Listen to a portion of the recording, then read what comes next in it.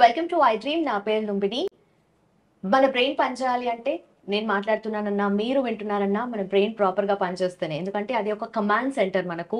So అన్ని signals అనేటివి పంపిస్తూ ఉంటుంది మన బాడీకి. అయితే ఈ బ్రెయిన్లో చిన్న ప్రాబ్లం దగ్గర నుండి పెద్ద సమస్యల వరకు ఎలా క్యూర్ చేసుకోవాలి, ఫస్ట్ ఆఫ్ ఆల్ ఎలా తెలుసుకోవాలి, ఇలాంటి గైడెన్స్ మనకి ఇవ్వడానికి, ఒక ప్రాపర్ అవేర్నెస్ మనకు అందించడానికి ఇండియాలోనే one of the leading top most and famous neuro surgeon doctor Ranganatham గారు మనతో పాటు ఉన్నారు. ఆయనతో మాట్లాడదాం. సార్ నమస్కారం సార్, ఎలా ఉన్నారు? సో ఫస్ట్ ఆఫ్ ఆల్ ఈ మధ్య కాలంలో ఎక్కువగా చూస్తూ ఉంటే బద్దె పురుగు, మెదడులో బద్దె పురుగు గురించి ఎక్కువగా డిస్కషన్లో ఉంది. సో ఫస్ట్ ఆఫ్ ఆల్ ఈ టైంలో ఎందుకు డిస్కషన్లో ఎక్కువగా ఉందంటారు? నిజానికి బద్దె పురుగు అనేది ఎప్పటి నుంచో భారతదేశంలో ఉంది.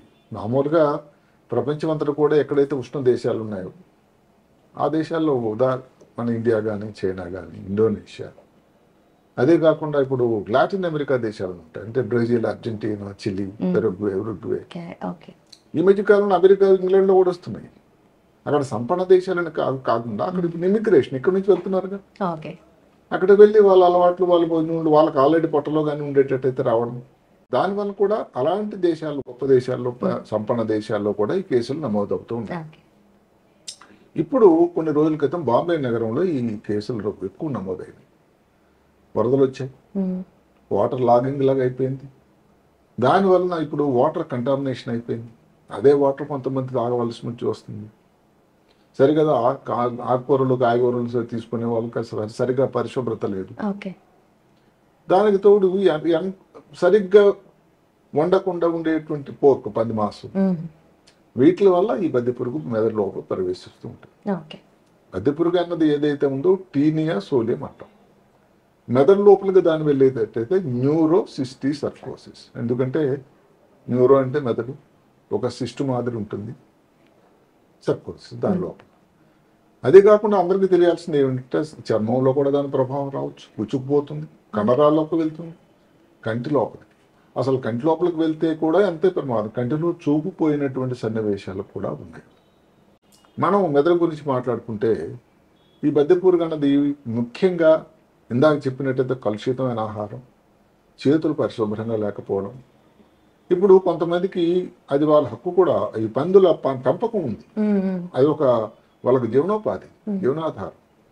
మరి అలాంటప్పుడు సరిగా శుభ్రత లేకపోయినా, అదే కాకుండా వాళ్ళని పరిశుభ్రం చేసేటువంటి కార్మికులు ఉంటారు, వాళ్ళకి కానీ ఇలాంటి ఇబ్బందులు. అలాగనే ఏదో ఒక నాన్ వెజిటేరియన్స్ అదేనే కాదు, వెజిటేరియన్స్లో మటుకు ఆకుకూరలు కానీ, కాయగూరలు కానీ సరిగ్గా. ఇప్పుడు దీని నుంచి కొన్ని ఎగ్స్ వస్తాయి, అండాలు అందులో కలుషితం అయితే ఇప్పుడు ఎలా ఉంటుంది సైకిల్ అంటే, మీరు కూరగాయలు ఎవరైనా తీసుకున్నారు, సరిగ్గా దానికి క్లియర్ చేయలేదు, సరే మనం చెప్పుకున్నటువంటి సరిగ్గా వంట పెట్టినటువంటి పంది మాంసం, ఏవైతే ఎగ్స్ ఉన్నాయో అవి పొట్ట లోపలికి వెళ్తాయి. మనం తిన్న తర్వాత స్టమక్ నుంచి పొట్టలోకి వెళ్తాయి, ఇంటెస్టైన్ వెళ్తాయి, చిన్న ప్లేట్. అక్కడ కొన్నాళ్ళు తిష్ట వేస్తాయి. తిష్ట వేసి అక్కడ నుంచి ఊరుకో, అక్కడ ఉన్న జ్యూసెస్ ద్వారా లార్వా అని ఒకటి తయారవుతుంది. అంటే ఒక ప్రతి జీవికి, ముఖ్యంగా ఏది కీటకాలకి, వీటికి, పరాణజీవులకి పారాసైట్ అంటే అదొక పారాసైట్, పరాణజీవి.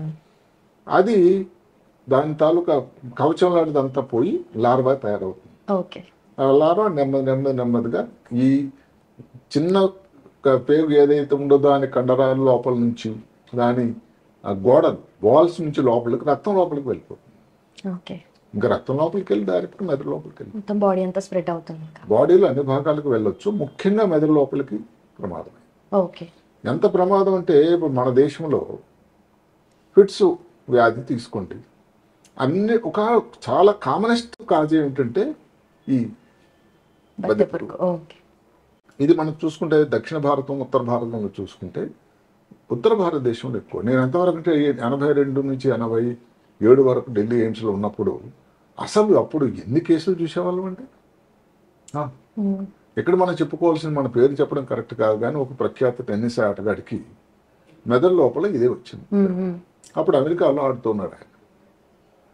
అక్కడ శాస్త్రం, ఎందుకంటే అమెరికాలో చూడరు, వాళ్ళకి దాని గురించి అవగాహన లేదు. దాంతో ఏదైనా ఆపరేషన్ చేయాలేమో అని ఆలోచన చేయడం జరిగింది. సో నేను దాన్ని చూసిన తర్వాత మన దేశంలో అయితే చాలా కామన్గా ఉండేది, దీన్ని సిస్టిక్ సర్కోసిస్ అంటాం, దానికి మందుల ద్వారా అయితే సరిపోతుందని ఒక సలహా ఇవ్వడం జరిగింది. అది ఎట్లాగో వాళ్ళకు కూడా అనిపించిన తర్వాత ఆ వ్యక్తి హైదరాబాద్ కాదు ఇండియా వాపసు రావడం, వైద్యం జరగడం, ఈ రోజు కూడా చక్కగా ఉన్నాడు. అంటే ఇప్పుడు ఏ దేశంలో అయితే కష్టం ఇప్పుడు మాట అక్కడ ఆ దేశంలో అనుకోండి టీబీ గురించి ఏదో కొత్త విషయంలో ఉంటుంది. టీబీ అనేది మన దేశంలో చాలా కాలం. ఇలాగే బద్దపురుగు కూడా. అదే కాకుండా తలనొప్పి, వాంతులు, తల లక్షణాలు చూసుకున్నట్టయితే వాంతులు. ఇప్పుడు ఇందా చెప్పిన కంట్లో చూపు తగ్గడం కానీ అక్కడతో ఆగదు. ఇంకైతే నాకు ముఖ్యమైన భాగం మాట్లాడడం పక్కన మాట్లాడే కేంద్రం ఉంటుంది. దానికి కానీ ఇక్కడ బయలుదేరింది అనుకోండి, దీనికి ఒక ఈ ప్రాంతం లేదు ఇక్కడ. ఇది మాత్రమే ఎఫెక్ట్ చేస్తుంది అనేది లేదు. అక్కడ వెళ్తే ఏంటి మాట సరిగా రాదు. అదే కాకుండా ఇప్పుడు కాలు చేయి కంట్రోల్ చేసే చోటు వచ్చినట్టయితే దాని వల్ల ఇబ్బంది వస్తుంది. ఎడం పక్కన ప్రాబ్లం వెళ్తున్నట్టయితే కుడి కాలు కుడి చెయ్యి వీక్ అవడం, అంటే డెఫిసిట్ అంటాం, న్యూరలాజికల్ డెఫిసిట్ అంటాం ఆంగ్లంలో. తర్వాత ఎక్కువ కానీ ఏదైనా ఇలాంటి సిస్టులు, ఇప్పుడు మెదడు లోపల ఒక రకమైన వాటర్ ఉంటుంది, సిఎస్ఎఫ్ అంటాం, సెరిబ్రోస్పైనల్ ఫ్లూయిడ్, జఠరాలు. అది ఇక్కడ ఒక దగ్గర తయారీ నెమ్మది ఒక పెద్ద సర్క్యులేషన్ మెకానిజం జరుగుతూ ఉంటుంది. అది స్విచ్గా అమర్చాడు, అది అవసరం కూడా. అక్కడ ఏదైనా అడ్డకట్ట పడింది అనుకోండి, ఈ సిస్టమ్ చేస్తుంది సైంధవుడి లాగా ఎక్కడైతే ఈ సిఎస్ఎఫ్ ప్రవాహం ఉందో అడ్డుపెడుతుంది, దానితో బ్లాక్ అయిపోతుంది. దానివల్ల వచ్చే ప్రాబ్లంని హైడ్రోకెఫలస్ అంటారు. అంటే మెదడులో ఉండాల్సినటువంటి నార్మల్గా ఉండాల్సిన ఒక 150 ml నీరు నెమ్మది పెరిగిపోతే ఏమవుతుంది, తయారీ అయితే 500 అవుతుంది కానీ సర్క్యులేషన్ అయిపోతూ ఉంటుంది మిగతాది. అది పెరిగిపోవడం వల్ల ఇబ్బంది వచ్చేదాన్ని హైడ్రోకెఫలస్ అంటారు. ఇవి మెదడుకు సంబంధించినటువంటి లక్షణాలు. ఇప్పుడు దానికి ఇవన్నీ ప్రాబ్లమ్స్ వచ్చాయి. దానికి ఏమిటి టెస్ట్ పరీక్షా విధానం ఏమిటి? సిటీ స్కాన్ కానీ ఎంఆర్ఐ కానీ. సిటీ స్కాన్ అంత ప్రశస్తమైనది కాదు, ఎంఆర్ఐ చేయటం కరెక్ట్. అది కూడా ఎంఆర్ఐ కాంట్రాస్ట్. ఎందుకంటే ఒక్కొక్కసారి మిగతా తర్వాత చెప్పుకుంటాం, ఈ ఇబ్బందులు ఏదో మిగతా కష్టాలతో కూడా పోలినట్టు ఉండొచ్చు. కొన్ని వెరైటీస్ ఉన్నాయి సిస్టిక్ సర్కోస్లోని. అది ఇవన్నీ చాలా వరకు ఈ ఎంఆర్ఐ ద్వారా తెలుస్తూ ఉంది. అదే కాకుండా ఐజీజీ యాంటీబాడీ ఈ మధ్యకాలంలో అంతా ఇమ్యూనో టెస్ట్లు వచ్చాయి చాలా. అది రాబోయే అవకాశం ఉందా, వచ్చిందని చెప్పేదానికి ఒక టెస్ట్ ఉంది, బ్లడ్ టెస్ట్. మొత్తం మీద ఇవి దీనికోసం టెస్ట్లు అయితే సరే నిర్ధారణ అయింది, సిస్టిక్ సర్కోసన్ అయింది, దానికి వైద్యం చేయాలి.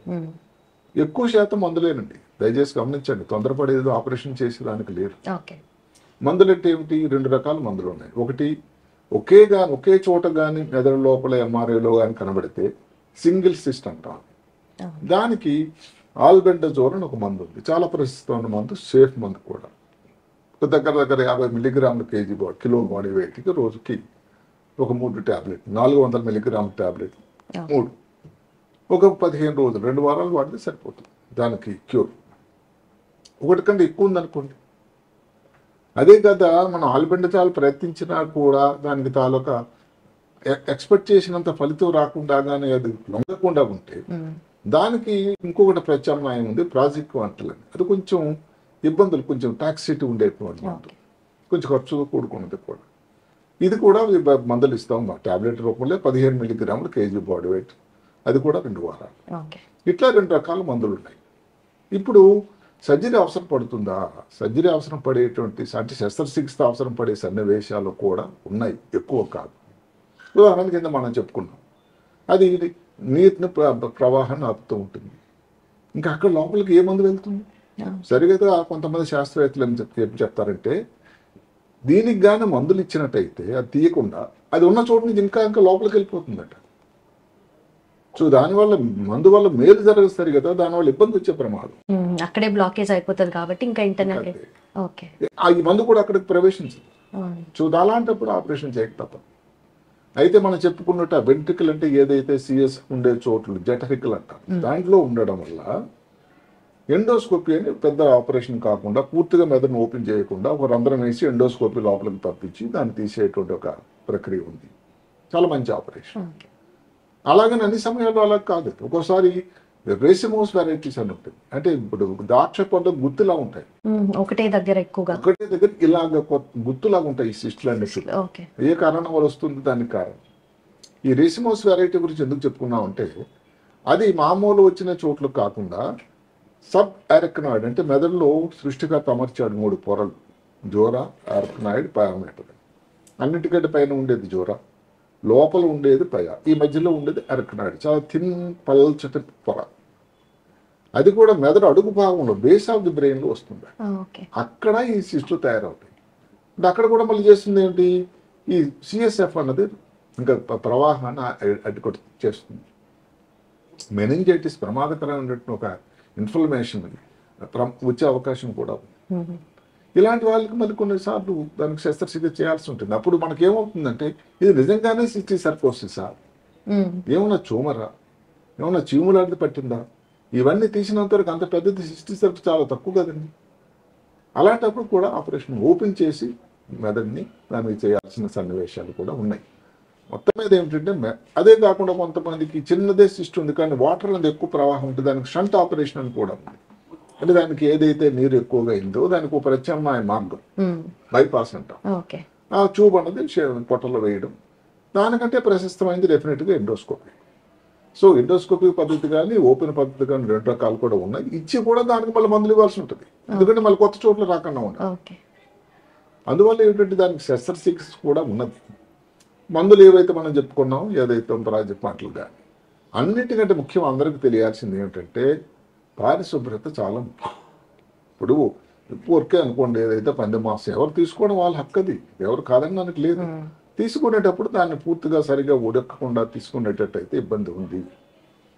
ఎవరైనా వెజిటేరియన్స్ కానీ ఎవరైనా ఆకుకూరలు కాయగూరలు తీసేవాళ్ళు 1-2 సార్లు దాన్ని శుభ్రం చేసుకొని తీసుకోవాలి, చేతులు కడుక్కోవాలి.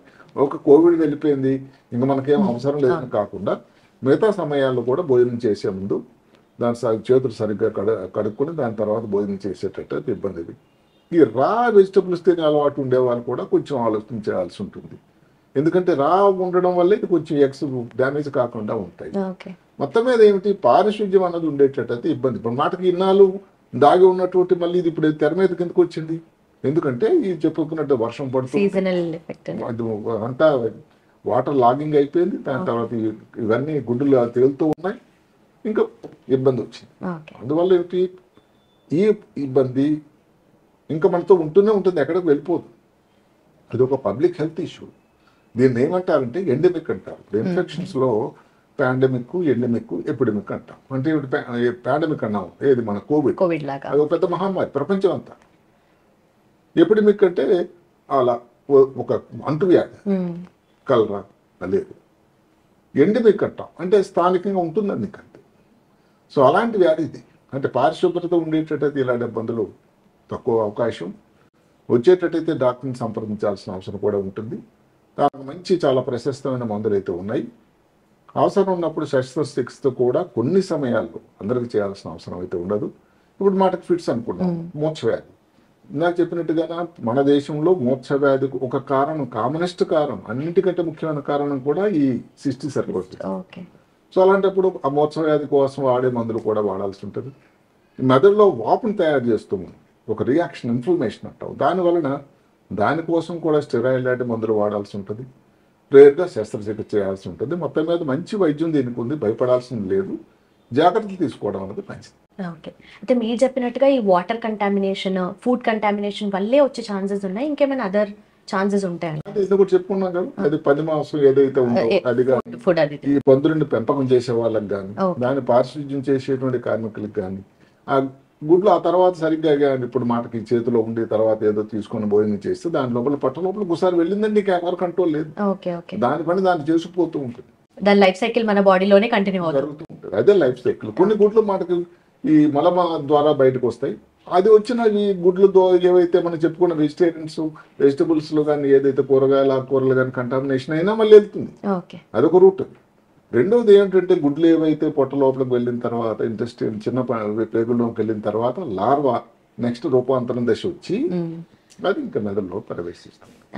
అదే అన్నిటికంటే ప్రమాదకరం. ఓకే. అయితే ఈ ప్రమాదం ఉంది అంటే ప్రాబ్లం ఉంది అని చెప్పేసి ఆ సిమ్టమ్స్ ఎలా బయటపడతాయండి? సిమ్టమ్ అదే లక్షణాల నొప్పి, ఫిట్స్ రావడం ముఖ్యంగా, తర్వాత జ్ఞాపక శక్తి తగ్గిపోవడం, ఒక కాలు చేయి పని చేయకపోవడం కానీ, కంటిలో చూపు తగ్గడం కానీ, మాటలో తేడా రావడం కానీ, ఇలాంటి లక్షణాలు ఉండేటట్టయితే సిస్టిక్ సర్కోసిస్ అని కాదు, దాన్ని మనం పరీక్షలు చేస్తాం.